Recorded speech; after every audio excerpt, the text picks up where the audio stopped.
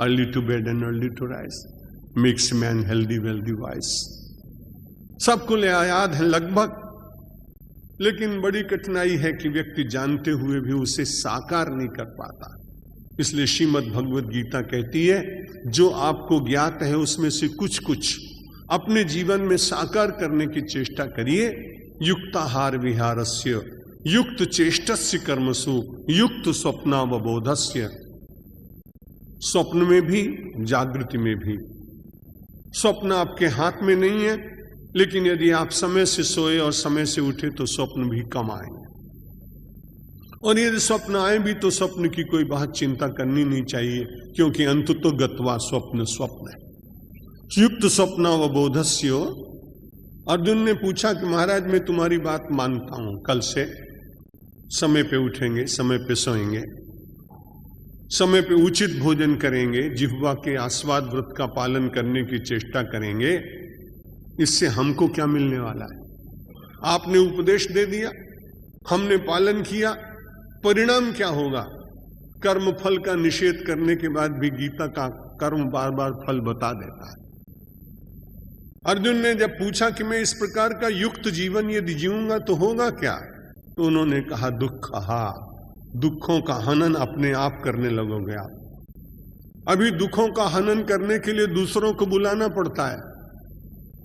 कभी वो कर पाते हैं और कभी नहीं कर पाते, लेकिन आपके भीतर से प्रकट होने वाली योगजन्य ऊर्जा आपके समस्त दुखों का अपने आप हनन कर देगी।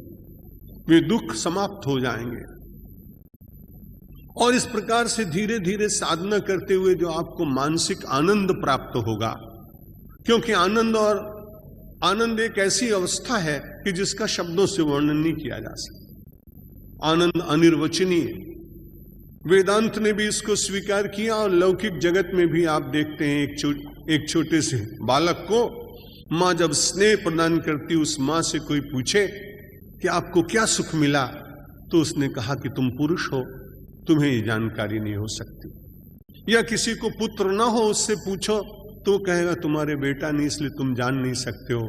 मां बनकर मां का वात्सल्य देने का जो सुख है वो मां को शब्दों में वर्णन नहीं किया जा सकता। इसी तरह से जैसे लौकिक सुख का वर्णन आप नहीं कर सकते जो सात्विक सुख है, ठीक इसी प्रकार से जो आनंद है, संप्रेक्ष नासिकाग्रम समदृशिश्चा लोकयन प्रशांतात्मा विगत भी ब्रह्मचारी व्रते स्थिता।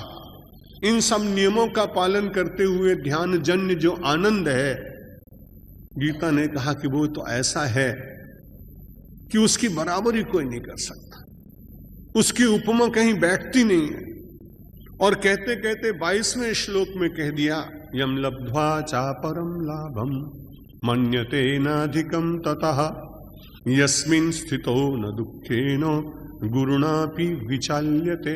यम लब्ध्वा, जिसको प्राप्त करने के बाद दुनिया के जितने और लब्ध आनंद हैं, जितने आपके सुख की लौकिक अनुभूतियां हैं, उन सारी लौकिक अनुभूतियों को तराजू की एक तुला पर रखिए और इस ध्यान से उत्पन्न होने वाले आनंद को एक तुला पर रखिए।